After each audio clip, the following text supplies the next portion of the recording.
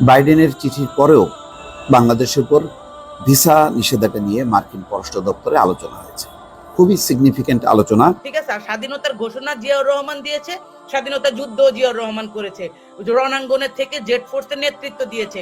এইটুক যদি এই প্রজন্মের কাছ থেকে আপনারা তুলে নিতে চান, আমি মনে করি বাংলাদেশের জাতি হিসেবে আপনাদের সনদপত্র বাতিল করা। ইউনিভার্সিটির এক টিচারকে আপনার কিভাবে চাকরিচ্যুত করেছে ট্রান্সজেন্ডারের ইস্যুটা নিয়ে, কই আপনাদের তো এগুলা নিয়ে কথা বলেন না। শেখ হাসিনা এবারে টানা চতুর্থ মেয়াদের মতো নিজেকে যখন নির্বাচিত ঘোষণা করলেন, সবার আগে বঙ্গভবনে তাকে শুভেচ্ছা জানাতে গিয়েছিলেন কতিপয় যে ব্যক্তি, তাদের মধ্যে অন্যতম ছিলেন একজন বাংলাদেশি শিল্পপতি। আপনারা নিশ্চয়ই ছবি দেখে চিনতে পারছেন কিনা।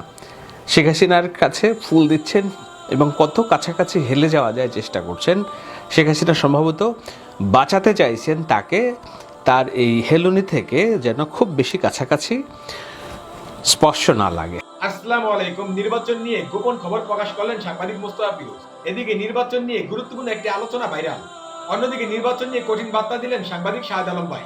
আজকে আপনাদেরকে আমি প্রতিটি ভিডিও প্রমাণ সহকারে দেখাবো, তাই বলছি অবশ্যই পুরো ভিডিওটি না টেনে মনোযোগ সহকারে দেখবেন, তাহলেই সবকিছু বুঝতে পারবেন ইনশাআল্লাহ। তো কথার বাড়াবো না, ভিডিওতে চলে যাবো। তার আগে আপনাদের কাছে আমার ছোট্ট একটি অনুরোধ, আপনি যদি আমার চ্যানেলে নতুন দর্শক হয়ে থাকেন তাহলে অবশ্যই চ্যানেলটি সাবস্ক্রাইব করে পাশে থাকা বেল আইকনটি বাজিয়ে দিতে ভুলবেন না। আর যারা অলরেডি আমার চ্যানেলটি সাবস্ক্রাইব করেছেন তাদেরকে জানাই অসংখ্য ধন্যবাদ। তো দর্শক চলুন ভিডিওটি শুরু করা যায়। তো শুরুতে চলুন দেখে আসি নির্বাচন নিয়ে সাংবাদিক মোস্তফা ফিরোজ কি বলেছেন সেই ভিডিও বৃষ্টি। বাইডেনের চিঠির পরেও বাংলাদেশের উপর ভিসা নিষেধাজ্ঞা নিয়ে মার্কিন পররাষ্ট্র দপ্তরে আলোচনা হয়েছে। খুবই সিগনিফিকেন্ট আলোচনা। সম্ভবত এই আলোচনার মধ্য দিয়ে বাংলাদেশ বিষয়ে একেবারে যুক্তরাষ্ট্র তার অবস্থান পরিষ্কার করেছে। গত কিছুদিন থেকে বেশ ঘোলাটে। এই চিঠিকে অভিনন্দন বলা হচ্ছে, এই চিঠিকে বলা হচ্ছে যে না, তারা নির্বাচন মানেনি। এরকম একটা সরকার এবং বিরোধী পক্ষের মধ্যে কিন্তু পরস্পর বিরোধী বক্তব্য আছে। তো এই বক্তব্যের মধ্যেই মার্কিন পররাষ্ট্র দপ্তরে আবার এই প্রসঙ্গটা এসছে। আমি একটু খবরটা একটু আপনাদেরকে শোনাই, তাহলে বুঝতে পারবেন। এবং সবচেয়ে বড় কথা হলো এখানে বলছেন যে বেদান্ত প্যাটেল, মার্কিন পররাষ্ট্র দপ্তরের মুখপাত্র, বলছেন যে নির্বাচন হয়েছে মানে এই নয় যে সূর্য ডুবে গেছে। খুবই সিগনিফিকেন্ট কথা। দর্শক, আমি আসছি এই কথার একটু বিশ্লেষণ। খবরে বলা হচ্ছে দ্বাদশ জাতীয় সংসদ নির্বাচনের আগে বেশ জোরালোভাবে বাংলাদেশের উপর মার্কিন ভিসা নীতি নিয়ে আলোচনা হয়। নির্বাচনের পরও সেই ভিসা নীতি নিয়ে আলোচনা হচ্ছে। নতুন করে বাংলাদেশের উপর কোনো নিষেধাজ্ঞা দেওয়া হবে কিনা এমন প্রশ্নই উঠেছে মার্কিন পররাষ্ট্র দপ্তরের নিয়মিত প্রেস ব্রিফিংয়ে। সোমবার বাংলাদেশ ইস্যুতে করা প্রশ্নে নতুন করে যুক্তরাষ্ট্রের অবস্থান জানান স্টেট ডিপার্টমেন্টের উপমুখপাত্র বেদান্ত প্যাটেল। বাংলাদেশের নির্বাচন সম্পন্ন হয়েছে, তবে তাতে জনগণের আকাঙ্ক্ষার প্রতিফলন ঘটেনি এমন অভিযোগ করে সাংবাদিক জানতে চান, যারা নির্বাচনকে ক্ষুণ্ণ করেছে তাদের জন্য যুক্তরাষ্ট্রের 3C ভিসা নীতির অধীনে ভিসা বিধিনিষেধের অবস্থা কি। জবাবে বেদান্ত প্যাটেল বলেন, ভিসা নীতি এবং তা পরিবর্তনের বিষয়ে নতুন কোনো খবর আমার কাছে নেই। এই ভিসা নীতির কোনো পরিবর্তন হয়নি, পরিষ্কার। তার মানে ভিসা নীতিটা আছে বহাল। হয়তো যেটা ধারণা করা যায় যে তারা বিচার বিশ্লেষণ করছে, দেখছে যে কারা কারা সুষ্ঠু নিরপেক্ষ নির্বাচন বাধাগ্রস্ত করেছে।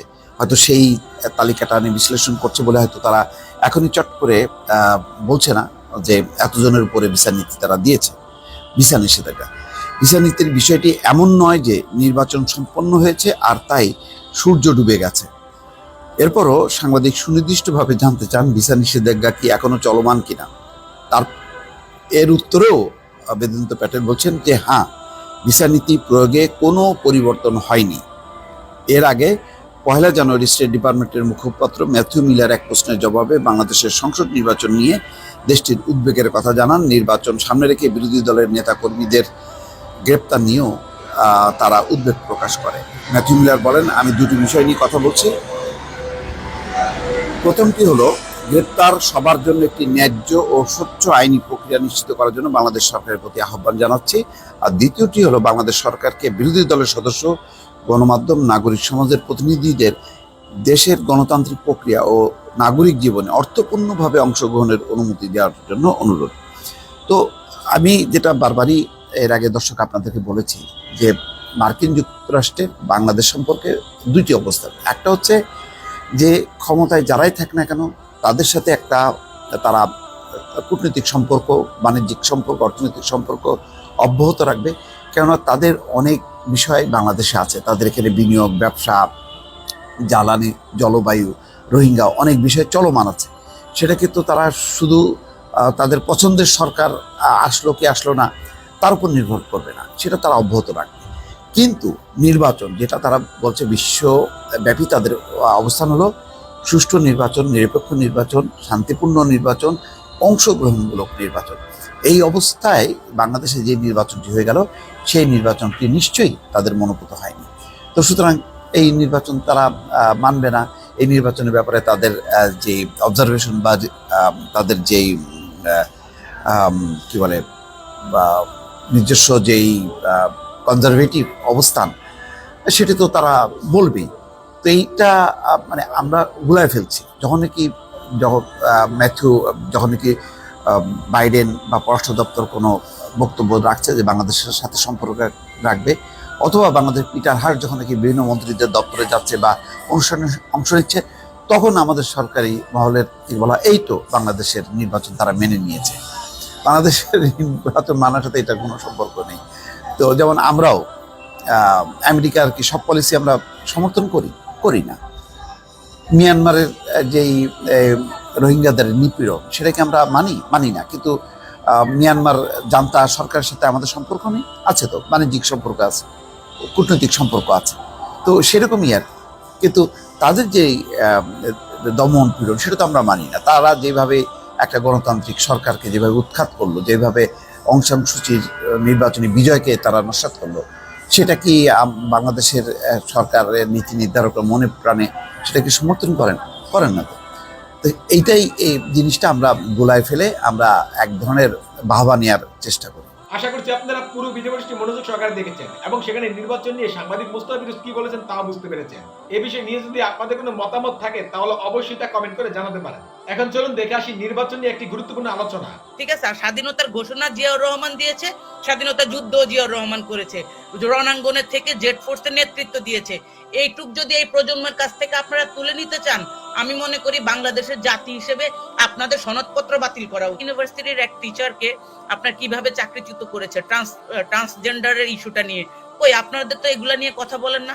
আগামী প্রজন্ম হচ্ছে আগামী দেশের লিডারশিপটা দিবে, কিন্তু সে আগামী প্রজন্ম ধ্বংস করে দিচ্ছে আওয়ামী লীগ। এই জন্য আপনারা লজ্জা পান, আপনাদের কালো পতাকা নিয়ে রাস্তায় নামা উচিত। বিএনপি তো এখন জনগণের জন্য যতটুকু আন্দোলন করছে, আমি মনে করি যে বাংলাদেশের এই বিএনপির পাশেই জনগণ গুলা আছে। যে বললেন না যে আমরা ভোটে যাই না, আপনাদেরকে ভোট চোর বলি, বিএনপি ভোটে যায় না, সাথে বাংলাদেশের 12 কোটি মানুষও যায়। এই যেই গণতান্ত্রিক নির্বাচন বললেন আপনি, সেই নির্বাচন কমিশনার মেরুদণ্ড ভাঙা, সরকার প্রধানের মেরুদণ্ড ভাঙা, আওয়ামী লীগের মেরুদণ্ড ভাঙা। গত কয়েকদিন আগে যে নির্বাচন হয়ে গেছে বাংলাদেশে, এই নির্বাচন দেখার পর এই নির্বাচনকে যারা সুস্থ নির্বাচন বলে, এই নির্বাচনকে যারা গণতন্ত্রের নির্বাচন বলে, তাদের আসলে লজ্জা শরম কতটুকু আছে এটা আমরা কিন্তু জানি ভালো করেই। বাংলাদেশের মানুষ এই নির্বাচনকে আপনার বয়কট করেছে। একটা কথা আপা বলল যে ওনাদের নির্বাচন হয়েছে, নির্বাচন সুস্থ হয়ে গেছে, জনগণ গিয়েছে, তাহলে বাংলাদেশের 12 কোটি ভোটার, এই ভোটারগুলো আপনাদের ভোট দিল না কেন? আমার কোশ্চেন আপনার কাছে রাখলাম।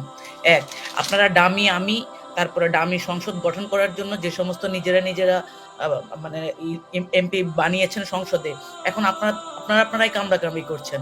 আপনাদের দলের লোক যদি বলেছে নির্বাচন সুস্থ হয় নাই, আবার আপনারাই বলতেছেন যে নির্বাচন সুস্থ হয়েছে। তো আসলে বেসিক্যালি যেটা হয়েছে যে বাংলাদেশের ঘাড়ে বসে আওয়ামী লীগ গত 4 বার যেভাবে ক্ষমতা আসছে, এটা জাতি হিসেবে, স্বাধীন দেশের নাগরিক হিসেবে আমাদের জন্য কলঙ্ক, এবং এই কলঙ্ক বাংলাদেশের মানুষ বহন করবে না। এই কলঙ্ক আওয়ামী লীগকে বহন করে বাংলাদেশের ইতিহাসে তাদের নাম কালো অক্ষরে লেখা থাকবে। এটাই হচ্ছে বাস্তবতা। আরেকটা জিনিস আপনি বললেন যে যুক্তরাষ্ট্র নিশ্চুপ কেন? দেখেন, যুক্তরাজ্য আমাদের মতো রাজনৈতিক বিশ্লেষকও না, তারা এত রিয়াকশনও দেখায় না। তারা তাদের অ্যাকশনগুলা প্রত্যেকটা দেশের জন্য আপনার এক্সিকিউট করে। এখন চীন আপনাদেরকে যে সহযোগিতাটার কথা বললো নির্বাচনের আগে, খুব শুনেছি যে চীন বাংলাদেশের পাশে দাঁড়াবে, চীন বাংলাদেশকে এত টাকা পয়সা দিবে যে আবার শেয়ার বাজারে সেই সমস্ত পুঁজিবাদীরা টাকাগুলা ঢুকায়া আবার আপনার ব্যাংকগুলা লুট করবে, এরকম একটা প্ল্যান নিয়ে কিছু ধরেন পুঁজিবাদী মোটাসোটা হয়ে বসছে এবং আওয়ামী লীগের নির্বাচনে অংশগ্রহণ করেছে এবং তারাই কিন্তু বিরোধী দলের নেতা হিসেবে আজকে জনগণের সামনে কথা বলে। এখন ব্যাপারটা হচ্ছে কি দেখেন, চীন যে ঋণ দেয় তাদেরকে ওয়ার্ল্ড ওয়াইড জানে হচ্ছে যে চেক বুক ডিপ্লোমেসিতে আপনার চায়না কাজ করে।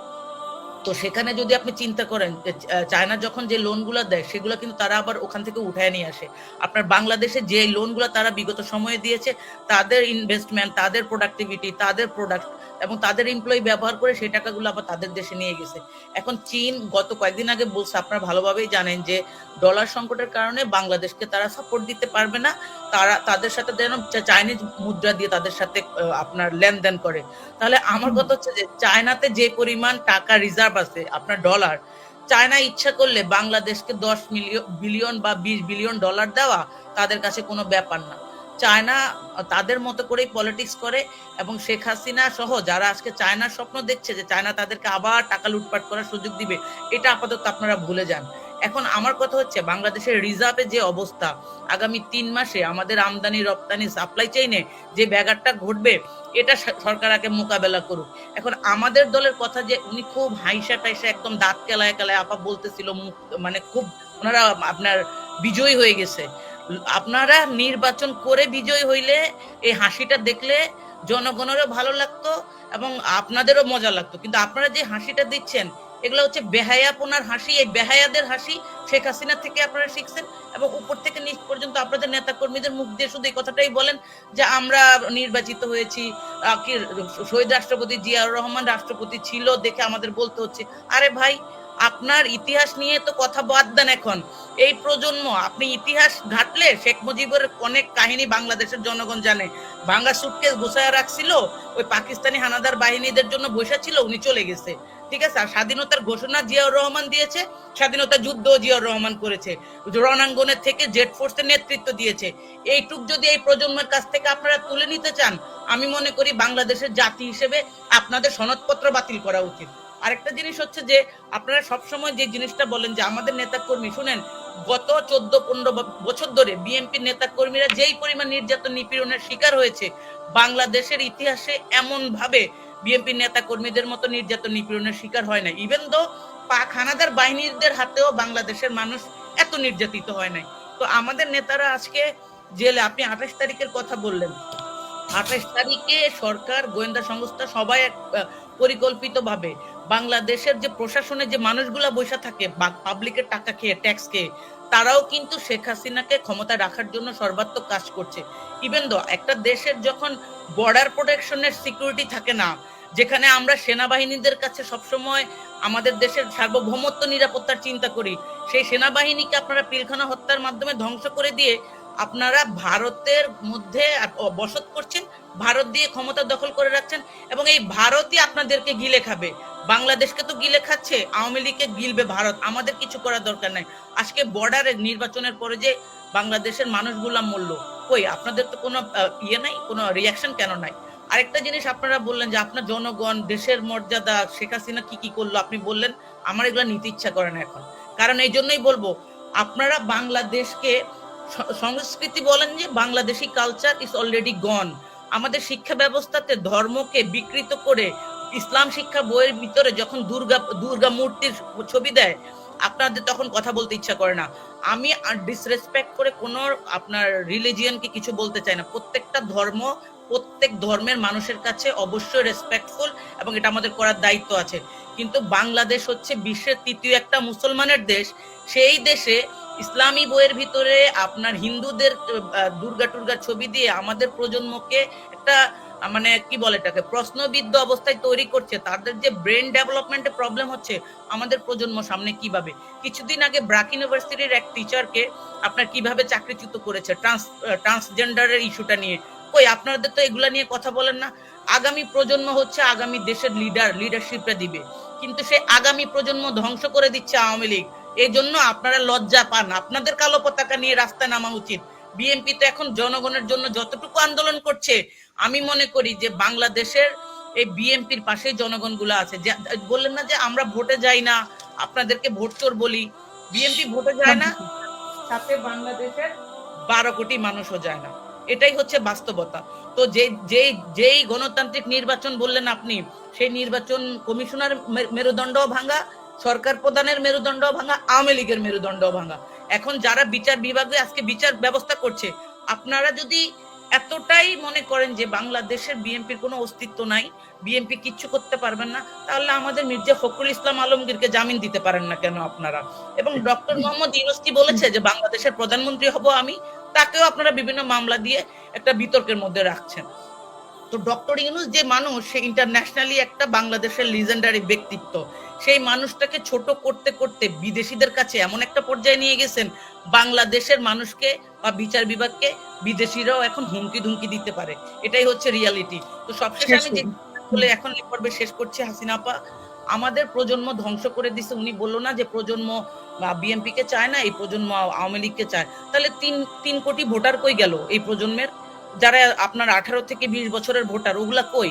3 কোটি ভোটার, আরে 2% ভোট কাস্ট হয় নাই, সেখানে 3 কোটি ভোটও কাস্ট হয় না, সেখানে তারা বলে এই প্রজন্ম নাকি তাদের। আরেকটা জিনিস আপনাকে আমি বলি, একটা দেশের প্রজন্ম বলতে কাদেরকে বোঝায়? যারা বাংলাদেশের গণতন্ত্র স্বাধীনতা নিয়ে কথা বলবে, বাংলাদেশের কৃষ্টি কালচার এবং তাদের ফিউচার ডেভেলপমেন্ট নিয়ে কথা বলবে, তাদেরকে বলে প্রজন্ম। কিন্তু আজকে যারা বাংলাদেশের সংসদে যাচ্ছে, এরা তো ভোট চোর, এরা ডামিয়ামি, এরা কখনোই বাংলাদেশের ভালোর জন্য চাবে না। তারা শুনেন, বাংলাদেশের সংসদের প্রায় হচ্ছে 70% আমি মনে করি ব্যবসায়ীদেরকে ঢুকানো হয়েছে এখন। যেখানে বাংলাদেশের রাজনীতিবিদদের রাজনীতি ধ্বংস করে দিয়ে ব্যবসায়ীদেরকে আপনি ঢুকাবেন, তাদের কাছ থেকে তো আপনি ব্যবসা প্রত্যাশা করবেন। আর ব্যবসায়ীরা তাদের পুঁজিবাজার কখনো আপনার হাতে বা আমার হাতে বা যারা রাজনীতি করে তাদের হাতে দিবে না। তো এটাই আমার কষ্ট যে বাংলাদেশ একটা স্বাধীন দেশ, এই দেশের স্বাধীনতা অর্জনের জন্য আমরা ভোটের অধিকারের জন্য পাখানাদার বাহিনীদের সাথে যুদ্ধ করে আবার সেই আওয়ামী পাখানাদার বাহিনীদের সাথে জনগণকে যুদ্ধ করতে হচ্ছে। এবং আমাদের নেতাকে তো উনি অনেকগুলো কথা বললো, জনাব তারেক রহমানের নেতৃত্বে বিএনপি এখন পর্যন্ত ঐক্যবদ্ধ আছে, এটাই তাদের গাত্রদাহ। লন্ডনে বসে বিএনপি কে নেতৃত্ব দিতে পারতেছে, এটা আওয়ামী লীগের নেত্রী যে শেখ হাসিনা, সেই সহ্য করতে পারে না। আয় বেটা বাংলাদেশে আয়, এভাবে বলে আমাদের নেতাকে ধমক দেয়। তাহলে সেখানে আমি মনে করি যে এই ঐক্যবদ্ধ বিএনপি থাকার কারণেই আপনাদের এখনো যে ভয় পাচ্ছেন আপনারা যে এটাকে ভাঙা যায় কিভাবে, ইট উইল নেভার হ্যাপেন। এবং উনি বললো না যে আমাদের এই প্রজন্ম চলে যাচ্ছে, মিথ্যে কথা এগুলা। আমাদের বিএনপির প্রত্যেকটা নেতা কর্মী যদি আরো না খেয়েও থাকা লাগে, বছরের পর বছর বাংলাদেশের গণতন্ত্র উদ্ধারের জন্য তারেক রহমানের নেতৃত্বে রাজনীতি করবে। এটাই হচ্ছে বাস্তবতা। ভালো থাকবেন। আশা করছি আপনারা পুরো আলোচনাটি মনোযোগ সহকারে দেখেছেন এবং সেখানে কি বলা হয়েছে তাও বুঝতে পেরেছেন। এই বিষয়ে নিয়ে যদি আপনাদের কোনো মতামত থাকে তাহলে অবশ্যই তা কমেন্ট করে জানাতে পারেন। এখন চলুন দেখে আসি নির্বাচন নিয়ে সাংবাদিক শাহেদ আলম ভাই কি বলেছেন সেই ভিডিও বলিসটি। শেখ হাসিনা এবারে টানা চতুর্থ মেয়াদের মতো নিজেকে যখন নির্বাচিত ঘোষণা করলেন, সবার আগে বঙ্গভবনে তাকে শুভেচ্ছা জানাতে গিয়েছিলেন কতিপয় যে ব্যক্তি, তাদের মধ্যে অন্যতম ছিলেন একজন বাংলাদেশি শিল্পপতি। আপনারা নিশ্চয়ই ছবি দেখে চিনতে পারছেন কিনা। শেখ হাসিনার কাছে ফুল দিচ্ছেন এবং কত কাছাকাছি হেলে যাওয়া যায় চেষ্টা করছেন।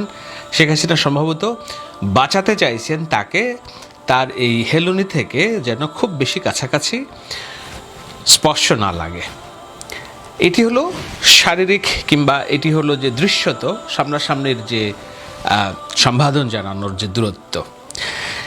কিন্তু এই স্পর্শ শেখ হাসিনার অর্থনৈতিক যে লেনদেন এবং আওয়ামী তন্ত্রের যে অর্থনৈতিক লুটপাটের যেই পেছনের কাহিনী, সেটির সাথে যে সম্পর্ক, সেই সম্পর্ক থেকে কখনো দূরত্ব তৈরি হচ্ছে কিনা কিংবা সেই দূরত্ব আওয়ামী লীগ তৈরি করতে পারছে কিনা, সেটি একটা বড় প্রশ্ন হয়ে দাঁড়িয়েছে যখন আমরা এই সংবাদ পড়ছি যে বাংলাদেশের হাইকোর্ট, সর্বোচ্চ শেখ হাসিনার মনোনীত বিচারকরা রায় দিয়েছে, প্রধান বিচারপতি বোরহান সহ রায় দিয়েছে যে এস আলমের জন্য যে তদন্ত বিদেশে টাকা পাচারের, সেই তদন্ত করা যাবে না।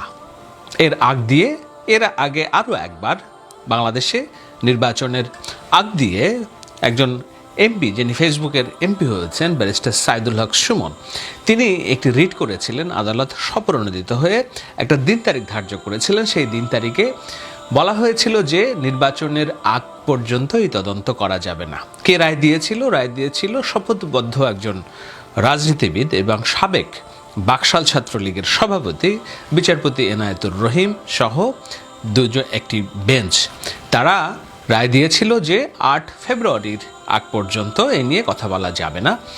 এখন ফেব্রুয়ারি মাসের 8 তারিখের আগ দিয়ে আজকে যেই আলোচনা হলো, আজকে যে রায় হলো, তাতে বলা হলো যে না, এই তদন্ত করার কোনো সুযোগ নাই, হাইকোর্ট এই তদন্ত করবে না। তবে তারা একটা প্রভিশন রেখেছে, দুদক চাইলেই তদন্ত করতে পারে, কিংবা অর্থনীতির যেই তদন্ত, দুর্নীতি দমনের যেই বিভাগ আছে, তারা চাইলে ফাইন্যান্সিয়াল ক্রাইমের তারা চাইলে তদন্ত করতে পারে। তারা এই তদন্ত করতে চাইবে কিনা সেটি একটি বড় প্রশ্ন। কেন প্রশ্ন সে বিষয়ে আমি যাচ্ছি, তবে তার আগ দিয়ে আমরা দুটি গল্প শোনাই। একটি হলো যে এস আলম তার যে টাকা, সেই টাকা বাংলাদেশের মানুষের ব্যাংকের টাকা। এ বিষয়ে নিশ্চয়ই আপনারা এর আগেও জানেন, ক্রমাগত জেনেই থাকবেন। আমি যখন ডেইলি স্টারে সংক্রান্ত একটি প্রতিবেদন জনসমক্ষে প্রকাশ করে, বলে রাখা ভালো, এই ডেইলি স্টার এই জনসমক্ষ প্রতিবেদন প্রকাশের আগে এই প্রতিবেদনের মূল যে অনুসন্ধান সেটি করেছিলেন আল জাজিরার অনুসন্ধানী সাংবাদিক সামি জুলকার শায়ের।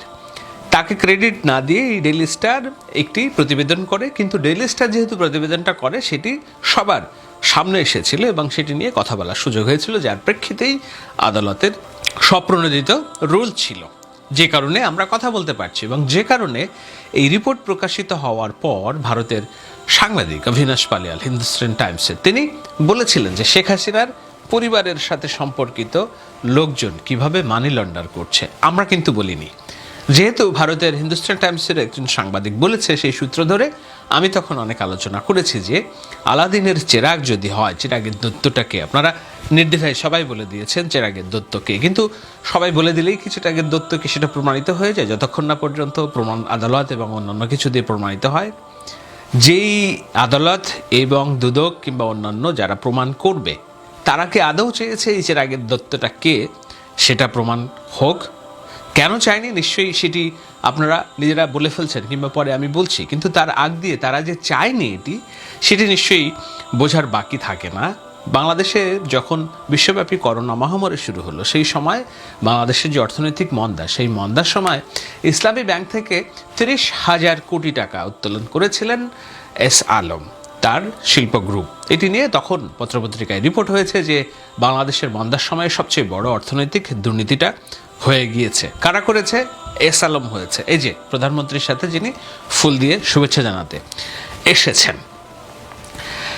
শুধু কি এই 30,000 কোটি টাকা? 30,000 কোটি টাকা মানে এক হিসেবে $3 বিলিয়ন, কিছুই না। অর্থনীতিবিদ অধ্যাপক আহসান মনসুর তিনি ডেইলি স্টারের একটি প্রতিবেদনের বলেছেন যে করোনার সময়ে এস আলম এবং তার ইসলামী ব্যাংকগুলোকে 87,000 কোটি টাকা লোন দিয়েছে বাংলাদেশের সরকার। তার মানে কত? $8.7 বিলিয়ন।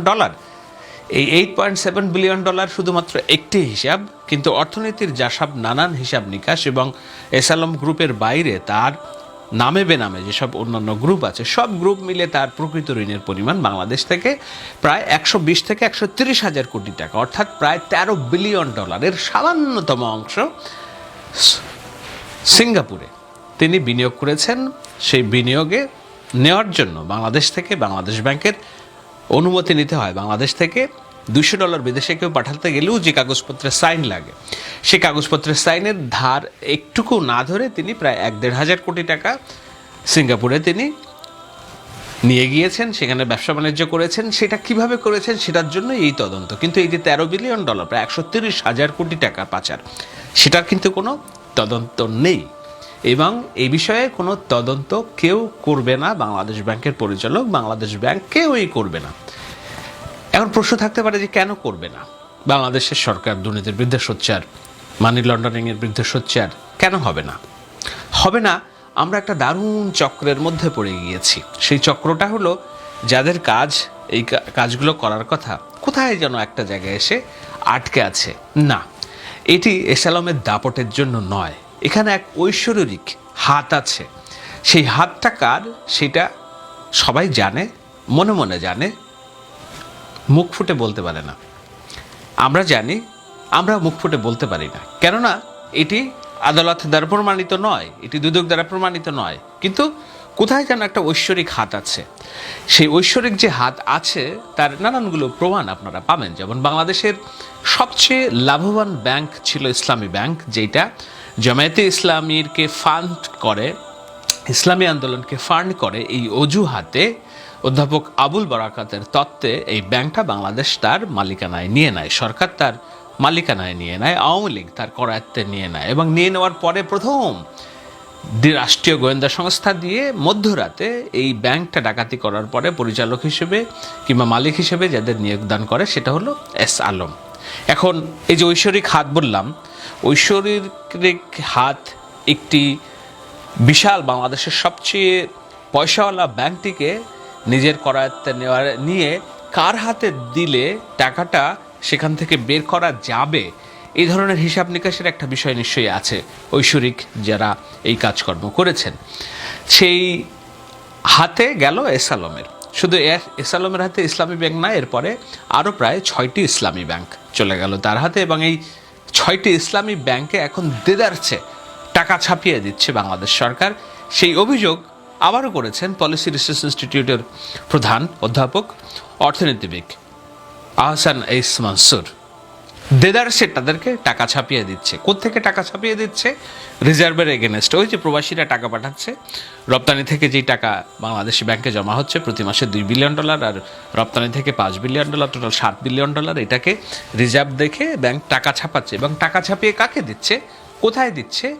যেখান থেকে টাকাটা নেওয়া যায়, যার কাছ থেকে টাকাটা নেওয়া যায়, টাকা কে পাচ্ছে? ইসলামী ব্যাংকগুলোকে দিচ্ছে। ইসলামী ব্যাংকের মালিকানাকে এস আলম। সেই এস আলমের এই যে 87,000 কোটি টাকা আহসান এইস মনসুরের তথ্য মতে এবং অতথ্য মতে অন্যান্য তথ্য মতে প্রায় 130,000 কোটি টাকা, $13 বিলিয়ন কোথায় গেছে? যার সামান্য অংশ আমরা দেখেছি সিঙ্গাপুরে, আর বাকিটা কোথায় গিয়েছে আপনারা নিশ্চয়ই জানেন না, আমরাও জানি না।